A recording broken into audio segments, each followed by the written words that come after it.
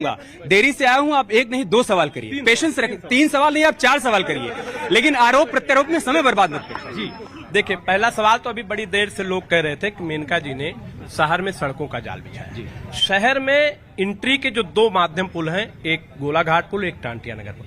टांटिया नगर 5 महीने में 6 बार टूटता है और 6 बार बनता है।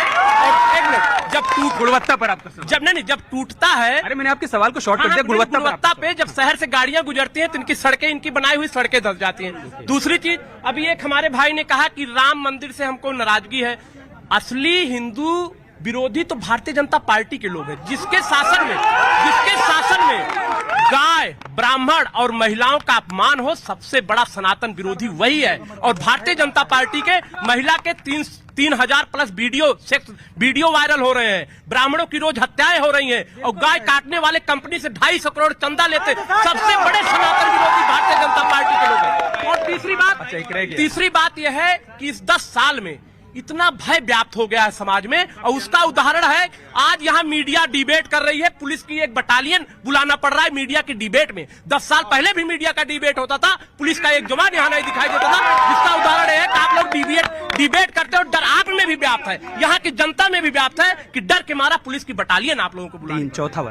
चौथा सवाल ये है कि ये जीतने के बाद जो हमारे माननीय प्रधानमंत्री, मैं तो कहता हूँ, हमने किताबों में पढ़ा था कि राजा कभी झूठ नहीं बोलता है, लेकिन ये देश का प्रधानमंत्री राजा ही होता है, ये झूठ ही झूठ बोलता है देश का प्रधानमंत्री हमारा। इसको प्रधानमंत्री कहना शायद अपमान होगा। प्रचार मंत्री। आपके 3 सवालों का जवाब मैं उधर से लूंगा।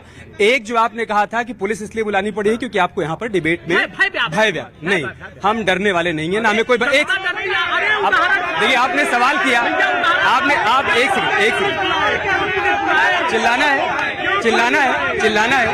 है। आपने सवाल किया, मैंने पेशेंस से सुना ना, मैं जवाब दे रहा हूँ। व्यवस्था बनी रहे, पुलिस इसलिए बुलाई है, ठीक है। 3 सवालों का जवाब उधर से, व्यवस्था और बेहतर हो जाए, इसलिए बुला लिया। आपको दिक्कत तो नहीं है ना?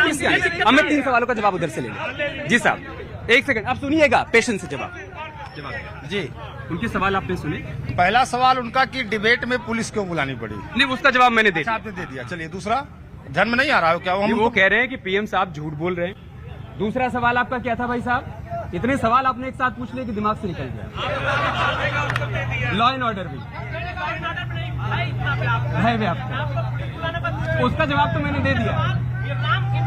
हाँ, आप राम की बात कर रहे हैं। जी हाँ, ठीक है, सुन लीजिए।